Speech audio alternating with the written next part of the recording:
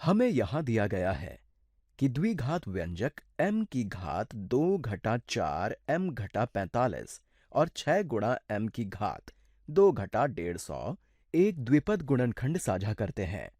ये कौन सा द्विपद गुणनखंड साझा करते हैं? मैं चाहूंगा आप कुछ देर के लिए वीडियो को रोकें और इसे खुद से हल करने की कोशिश करें। तो चलिए अब इसे एक साथ हल करते हैं। हमारा मकसद सबसे पहले तो इन दोनों को द्विपदों के गुणनफल के रूप में गुणनखंडित करना होगा।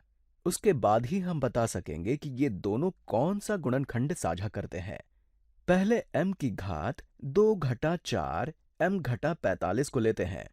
इसे फिर से यहां लिखते हैं m squared minus 4 m minus 45।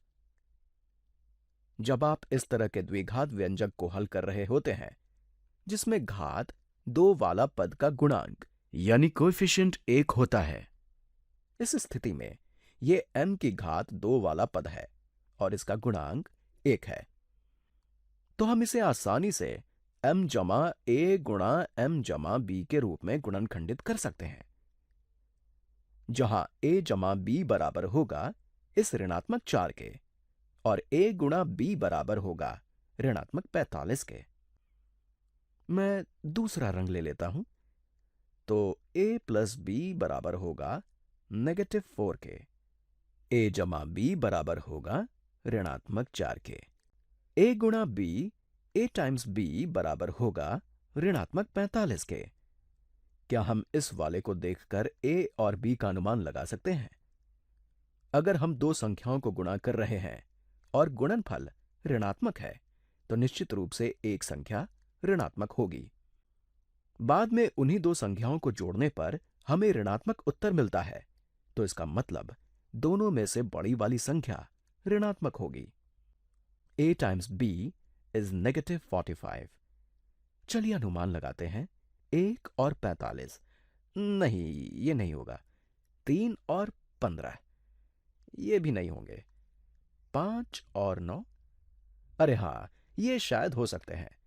तो अगर हमारे पास है 5 गुणा ऋणात्मक 9, तो ये तो ऋणात्मक 45 ही होगा। 5 जमा ऋणात्मक 9, निश्चित रूप से ये ऋणात्मक 4 होगा, तो a 5 हो सकता है और b ऋणात्मक 9। इस प्रकार इसका गुणनखंडित रूप m जमा 5 गुणा m घटा 9 होगा।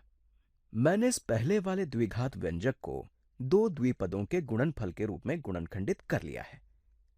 चलिए अब अगले द्विघात व्यंजक को गुणनखंडित करते हैं। Let's factor 6m squared minus 150। अगर आप ध्यान दें तो यहां ये 6 और ये 150 दोनों 6 से विभाज्य है। इसे फिर से लिखते हैं। 6 गुणा m की घात 2 घटा 6 गुणा 6 150 में जाता है 25 बार। मैंने केवल इस 150 को 6 गुणा 25 के रूप में लिखा है। अब हम गुणनखंडन द्वारा इस 6 को बाहर निकाल सकते हैं। इसे हम 6 को अवितरित करना भी कह सकते हैं।